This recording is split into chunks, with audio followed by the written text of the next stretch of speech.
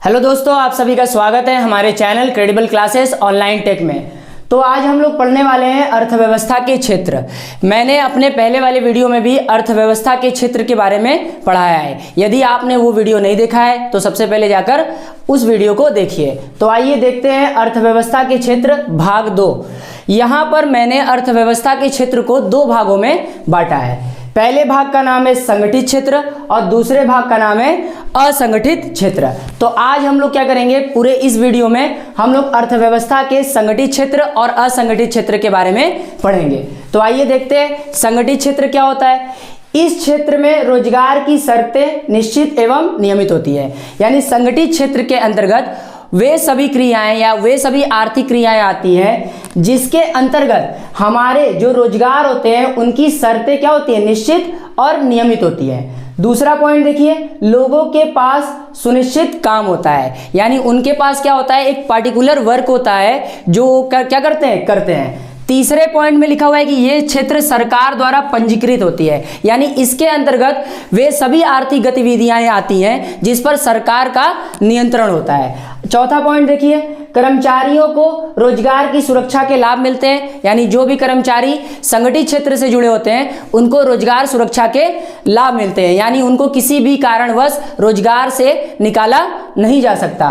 फिर इसके बाद है काम करने का निश्चित समय होता है। यानी संगठित क्षेत्र में जितने भी व्यक्ति काम करते हैं या जितनी भी आर्थिक गतिविधियां होती हैं वे गतिविधियों का जो समय होता है वो काफी निश्चित होता है। जैसे 8 से 10 घंटे उन लोगों को क्या करना पड़ता है, इस क्षेत्र में रहकर काम करना पड़ता है। इसके बाद अतिरिक्त काम करने पर अतिरिक्त वेतन मिलता है। यदि कोई व्यक्ति 8 से 10 घंटा या 12 घंटा या 15 घंटा काम करता है तो उनको अतिरिक्त वेतन भी दिया जाता है। इसके बाद नेक्स्ट टॉपिक है, इसके अलावा अवकाश, यानी उन्हें छुट्टियां भी मिलती हैं। भविष्य निधि, जब वो क्या होते हैं अपने काम से रिटायर हो जाते हैं या अवकाश ग्रहण कर लेते हैं तो उनको भविष्य निधि का पैसा मिलता है। इसके साथ साथ जितने भी सरकारी कामकाज होते हैं अगर उसको कोई व्यक्ति करता है तो उनको पेंशन भी मिलता है। ठीक है, आगे आइए। इस क्षेत्र के अंतर्गत सरकारी नौकरियां आती हैं, कंपनी की कुछ नौकरियां आती हैं, स्कूल में जो काम करने वाले लोग हैं वे लोग आते हैं, कॉलेज में काम करने वाले जो लोग हैं जैसे प्रोफेसर्स हैं वो आते हैं। ठीक है, इसके बाद अस्पताल, यानी अस्पताल भी इस क्षेत्र की गतिविधियों में आता है। तो आप लोगों को समझ में आया होगा कि संगठित क्षेत्र क्या है। मैं एक बार फिर से इसको एक्सप्लेन कर देता हूं। संगठित क्षेत्र एक ऐसा क्षेत्र होता है जिसके अंतर्गत वे सभी आर्थिक गतिविधियां आती हैं, ठीक है, जिस पर क्या होता है, सरकार का नियंत्रण होता है।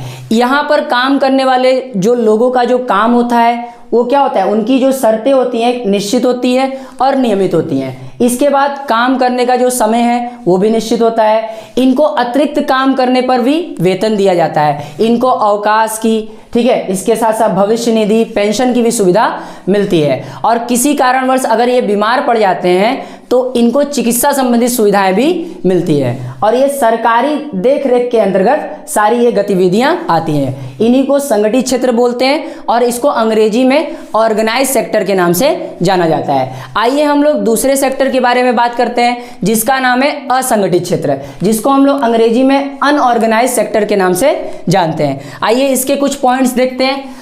असंगठित क्षेत्र में छोटी छोटी और बिखरी इकाइयां आती है। यानी असंगठित क्षेत्र के अंतर्गत वे आर्थिक गतिविधियां आती हैं जो काफी क्या होती हैं, छोटी होती हैं। जैसे आपके आसपास सब्जी बेचने वाले, ठीक है, ठेले पर सामान लगाने वाले, सड़क पर वस्तुओं को बेचने वाले, ये सारे लोगों की आर्थिक गतिविधियों को असंगठित क्षेत्र के अंतर्गत क्या किया जाता है, सम्मिलित किया जाता है। दूसरा पॉइंट देखते हैं, सरकारी नियंत्रण से बाहर होती है। यानी आर्थिक जो क्रियाएं होती हैं असंगठित क्षेत्र के अंतर्गत वो क्या होती हैं, सरकारी नियंत्रण से बाहर होती हैं। सरकार का इन पर क्या था, पूर्ण नियंत्रण नहीं होता है। फिर इसके बाद रोजगार की शर्तें निश्चित और नियमित नहीं होती है। यानी इस क्षेत्र में अगर कोई व्यक्ति काम करता है तो उनके लिए जो रोजगार की शर्तें होती हैं, नियम होते हैं, वो निश्चित नहीं होते हैं और समय समय पर बदलते रहते हैं। इसके बाद रोजगार सुरक्षा के कोई लाभ नहीं मिलते।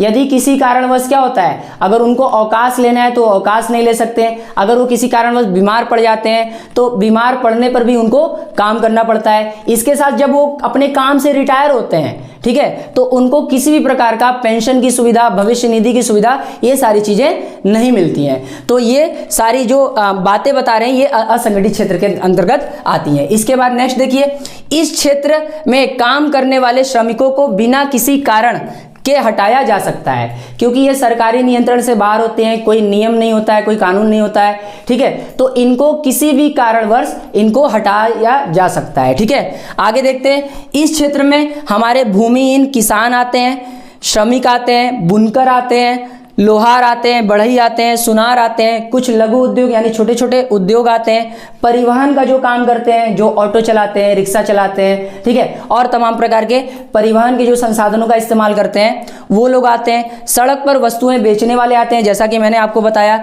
इस क्षेत्र में काफ़ी संख्या में लोग काम करते हैं। हमारे देश में असंगठित क्षेत्र में लोग ज़्यादा लगे हुए हैं, जबकि संगठित क्षेत्र में काफ़ी कम लोग लगे हुए हैं। माना जाता है एक डेटा के अनुसार कि संगठित क्षेत्र में हमारे देश की कुल पॉपुलेशन का केवल 10% लोग ही क्या करते हैं, काम करते हैं, और बाकी 90% लोग क्या है, असंगठित क्षेत्र के अंतर्गत लगे हैं। तो आपको ये वीडियो में अर्थव्यवस्था के क्षेत्र यानी संगठित क्षेत्र और असंगठित क्षेत्र के बारे में समझ में आया होगा। ठीक है, अब हम लोग नेक्स्ट वीडियो में मिलेंगे नेक्स्ट टॉपिक के साथ। ठीक है, तो आपको ये वीडियो पसंद आया हो, टॉपिक आपको समझ में आया हो, तो आप क्या करिए, इस वीडियो को लाइक करिए, कमेंट करिए, हमारे चैनल को सब्सक्राइब करिए और इस वीडियो को शेयर करना ना भूलिए।